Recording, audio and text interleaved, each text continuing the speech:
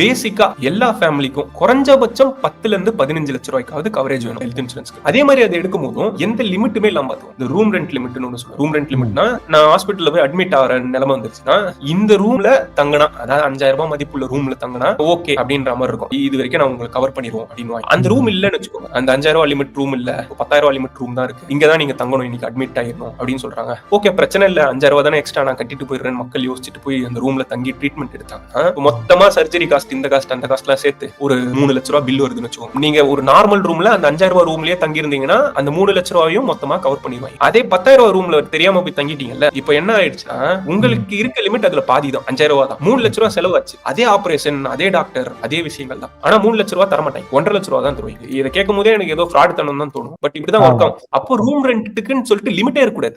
லிமிட்டே இல்லாத மாதிரி சூஸ் பண்ணிக்கோங்க. 10, 5ன்னு சொல்லிட்டு லிமிட்டே இல்லாம மேக்ஸிமம், அதாவது நோ லிமிட்ஸ் அப்படின்ற மாதிரியான ரூம் ரெண்ட் லிமிட் இல்லாம சூஸ் பண்ணிக்கோங்க. அதை தாண்டி ஒரு வெயிட்டிங் பீரியடும் வந்து பாலிசி எடுத்த உடனே எல்லாம் எல்லாமே கவர் ஆயிடாது. உதாரணத்துக்கு சொல்லணும்னா நம்மளுக்கு ஆல்ரெடி ஏதாவது ப்ராப்ளம்ஸ் இருக்குன்னு வச்சுக்கோங்க, பிபி, சுகர், ஆஸ்மா, அந்த மாதிரி ஏதாவது ப்ராப்ளம்ஸ் இருக்குன்னா இதுக்கெல்லாம் வந்து ஒரு 3 வருஷம் 4 வருஷம் ஒரு வெயிட்டிங் பீரியட் ஒரு பாலிசியை பொறுத்து இருக்கும். சோ எந்த பாலிசியில வெயிட்டிங் பீரியட் குறைவா இருக்கோ அந்த பாலிசியை சூஸ் பண்ணிக்கலாம். இதை தாண்டி இப்போ லிமிட்ஸ்லயே இன்னும் நிறைய லிமிட்ஸ் இருக்கும்னு வச்சுக்கோங்க. கேஷ்லெஸ் மோஸ்டா இப்போ எல்லா பாலிசிஸும் கொடுக்குறாங்க. கேஷ்லெஸ் சொல்லும் போது நம்ம முன்னாடி பே பண்ணணும்ன்ற அவசியம் கிடையாது, அப்படியே அவங்களே பார்த்துப்பாங்க. அதே மாதிரி நீங்க சூஸ் பண்ற ஹெல்த் இன்சூரன்ஸ் பாலிசி உங்க ஏரியால நீங்க விரும்பக்கூடிய ஹாஸ்பிட்டல்ல நெட்வொர்க் ஹாஸ்பிட்டலா வச்சிருக்கான்னு பாருங்க. அதாவது இந்த பாலிசி எடுத்துட்டு போய் கேஷ்லெஸ்ஸா கிளைம் பண்ண முடியும் அந்த ஹாஸ்பிட்டல்ல. நான் எனக்கு திடீர்னு ஏதோ ஒரு பிரச்சனைனா நான் இங்க தான் போவேன், அது அந்த லிஸ்ட்ல இருக்கான்றத பாத்துக்கோங்க. பார்த்துட்டு சூஸ் பண்ணிக்கலாம். கோபே கிளாஸ்னு சொல்லுவாங்க. கோபே கிளாஸ்னா இப்போ நீங்க 5000 ரூபாய் பிரீமியம் கட்ட வேண்டிய இடத்துல நீங்க வெறும் 3000 ரூபாய் கட்டினா போதும். ஆனால் ஒரு 20% கோபே அப்படின்னு சொல்லுவாங்க. 20% கோபேனா உங்க கையில இருந்து 20% காசு போகும், நாங்க 80% சொல்லுவாங்க. அந்த மாதிரி பாலிசிஸ் எடுக்கக்கூடாது. ஏன் எடுக்கக்கூடாதுன்னா ஒவ்வொரு வாட்டியுமே உங்களுக்கு அது போயிட்டே இருக்கும். இப்போ 1 லட்ச ரூபாய் பில் வருதுன்னா 20,000 ரூபாய் நீங்க கட்டுவீங்க. அந்த 20,000 ரூபாய், அதாவது 5000 ரூபாய்க்கு பதிலா 3000 ரூபாய் கட்டி 2000 ரூபாய் சேர்க்கணும்னு ஆசைப்பட்டோம்ல, அநியாயத்துக்கு இங்க விட்டுருவோம்.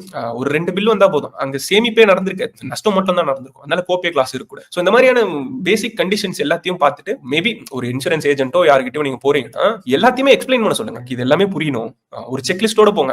எனக்கு இது என்னன்னு தெரியணும், இந்த ரூம் ரெண்ட் லிமிட் என்னன்னு தெரியணும், எல்லா செக்லிஸ்டையும் எடுத்துட்டு போயிட்டு இது எல்லாத்தையும் எக்ஸ்பிளைன் பண்ணுன்னு சொல்லுங்க.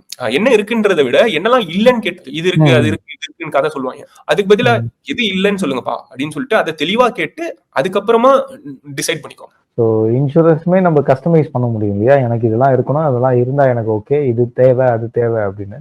ஸோ டாப் அப் மாதிரி. உதாரணத்துக்கு டென்டல் எடுத்துக்கோங்க. டென்டல் வந்து எக்ஸ்ட்ராவா நீங்க போடுற மாதிரி இருக்கும். சில எல்லா பாலிசிஸ்லயும் பல்லு சம்பந்தப்பட்ட பிரச்சனைகள் பார்க்க மாட்டாங்க. அதே மாதிரி எல்லா பாலிசிஸ்லயும் பிரெக்னன்சி ரிலேட்டடும் பார்க்க மாட்டாங்க. சோ அதெல்லாம் வேணும்னா அதுக்கு நீங்க தனியா தான் போட்டுக்கிற மாதிரி இருக்கும். ஸோ இதெல்லாம் ஆட் ஆன் இருந்தா பெட்டர் இன்சூரன்ஸ். கண்டிப்பா டென்டல் பிரெக்னன்சில நிறைய பேர் விட்டுருவாங்க, நம்ம கேட்டாதான் சொல்லுவாங்க. அதான் நம்மளோட நீட பொறுத்து. சோ நமக்கு என்ன தேவைன்றது நம்மளுக்கு கிளியரா புரியணும். எந்த விஷயமா இருந்தாலும் சரி, இன்வெஸ்ட்மெண்டா இருந்தாலும் சரி, இன்சூரன்ஸா இருந்தாலும் சரி, எனிதிங் இட் பி லைஃப்லயே. ஆமா ஜெனரலா.